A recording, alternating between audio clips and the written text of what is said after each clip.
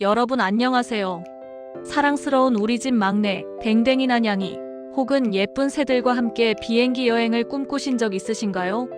와, 생각만 해도 너무 좋죠. 하지만 동시에 걱정되는 부분도 많으셨을 거예요.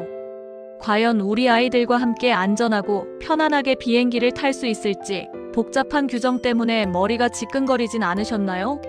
그래서 오늘은 제가 여러분의 궁금증을 시원하게 해결해드리기 위해 반려동물 동반 여행에 대한 모든 것을 쉽고 재밌게 정리해드릴게요.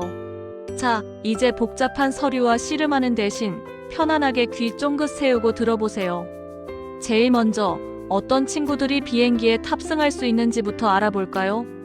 보호자님과 함께 하늘을 날 수 있는 우리 친구들은 바로 개와 고양이, 그리고 귀여운 애완용 새들이랍니다. 햄스터나 토끼 같은 작은 동물들은 아쉽지만 비행기 탑승이 어렵다는 점 꼭 기억해 주세요.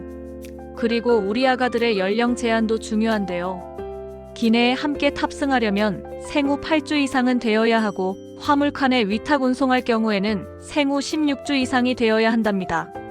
아직 너무 어린 친구들은 여행이 힘들 수 있으니 우리 아가들의 건강을 위해 이 점은 꼭 지켜주세요.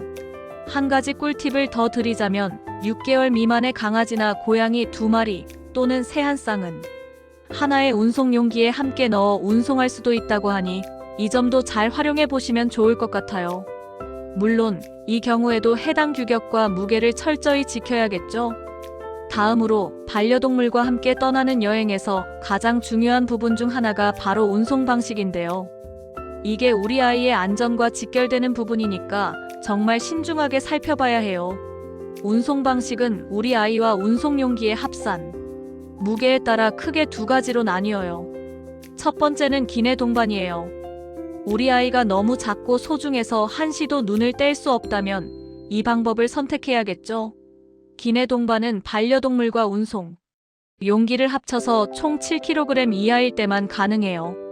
이때 사용해야 하는 운송 용기는 가로 32cm, 세로 45cm, 높이 19cm 이하의 규격을 반드시 맞춰야 합니다.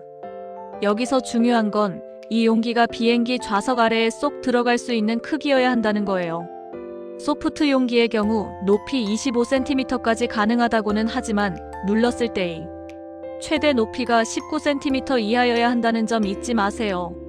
너무 크거나 딱딱한 용기는 기내 반입이 어려울 수 있으니 사전에 꼭 확인해 보세요. 아, 그리고 기내에서는 우리 아이를 절대 용기 밖으로 꺼내서는 안 돼요.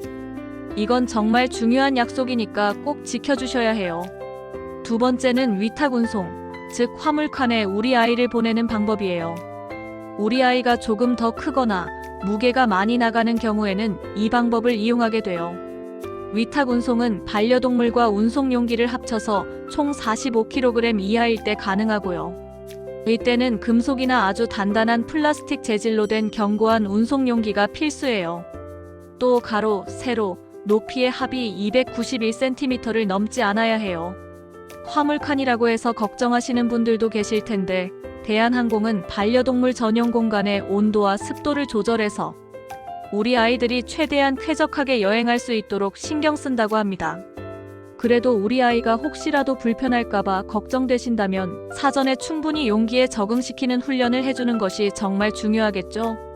그런데 안타깝게도 모든 반려동물이 비행기에 탑승할 수 있는 건 아니에요. 운송이 제한되는 경우가 있으니 우리 아이가 여기에 해당하는지 미리 확인하는 것이 중요합니다. 첫 번째는 바로 맹견류예요. 도사견, 핏불 테리어, 로트와일러, 마스티프 등 법적으로 맹견으로 분류되는 품종들은 승객의 안전을 위해 비행기 탑승이 엄격히 제한됩니다. 이 점은 이해해 주셔야 해요. 두 번째는 우리 귀여운 단두종 친구들이에요. 불독, 퍼그, 시추 같은 강아지들이나 페르시안, 고양이처럼 코가 짧은 친구들은 비행 중에 호흡 곤란을 겪을 위험이 있어서 화물칸 위탁 운송이 절대 불가해요. 오직 기내 동반 조건에 맞는 경우에만 함께 탑승할 수 있답니다. 정말 중요하니 꼭 기억해 주세요. 그리고 임신 중인 동물이나 안정제, 수면제를 복용한 동물, 악취가 심하거나 공격성이 심한 동물도 운송이 제한될 수 있어요. 우리 모두의 안전과 편안함을 위한 규정들이니 꼭 지켜주세요. 또 한 가지 날씨도 중요한데요. 위탁 운송 시에는 기온이 너무 높거나, 즉 29도 이상이거나 너무 낮은, 즉 영하 7도 이하일 때는 우리 아이들의 건강상의 이유로 운송이 불가할 수 있으니 여행 계획을 세울 때 날씨도 꼭 고려해야겠죠. 특히 여름이나 겨울철에는 더욱 신경 써야 할 부분이에요. 이제 가장 중요한 절차와 준비 사항에 대해 알아볼까요? 여행 전에 미리미리 준비하면 우리 아이들과 훨씬 더 즐거운 여행을 할 수 있을 거예요. 첫 번째는 국가별 규정 확인이에요. 국내선은 비교적 간단하지만 국제선은 나라마다 요구하는 서류가 천차만별이에요. 광견병 접종 증명서, 마이크로칩 삽입 여부, 건강 증명서 등 요구하는 서류가 많으니 여행하려는 국가의 대사관이나 검역기관에 미리 연락해서 필요한 서류를 꼼꼼히 확인해야 해요. 이거 놓치면 공항에서 발만 동동 구를 수 있으니 꼭 체크하세요. 두 번째는 검역증명서 발급이에요. 국제선을 이용한다면 출발 당일 공항에 있는 농림축산검역본부에 방문해서 검역증명서를 발급받아야 합니다. 이 과정이 시간이 걸릴 수 있으니 공항에 여유 있게 도착하는 것이 좋겠죠? 세 번째는 예약 및 승인이에요. 우리 아이와 함께 떠나는 여행은 반드시 사전에 대한항공의 승인을 받아야 해요. 국제선은 출발 48시간 전까지, 국내선은 출발 24시간 전까지 신청해야 합니다. 항공권 예매 시에 반려동물 동반 신청 가능 여부를 꼭 확인하고 예약 조회 후에 반려동물 동반을 선택해서 신청해야 해요. 모든 정보를 입력하고 필수 확인 사항에 동의해야 신청이 완료됩니다. 사전 예약 없이는 우리 아이가 탑승할 수 없으니 잊지 말고 꼭 신청해 주세요. 마지막으로 서약서 작성인데요.